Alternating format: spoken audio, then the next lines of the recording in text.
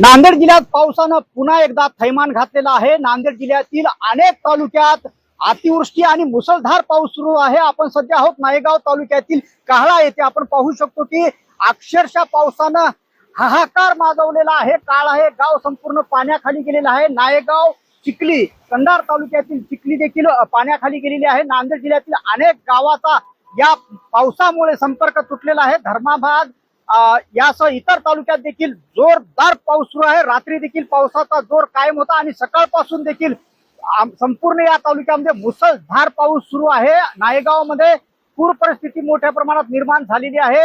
अनेकांच्या घरात पाणी शिरलेलं आहे। शेतीचं प्रचंड नुकसान झालेलं आहे।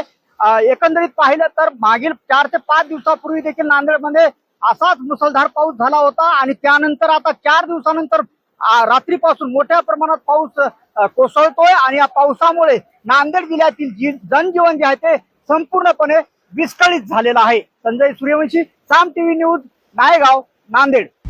आता isakal.com आहे देशातील नंबर 1 ची मराठी न्यूज वेबसाईट। प्रत्येक अपडेटसाठी isakal.com ला नक्की भेट द्या।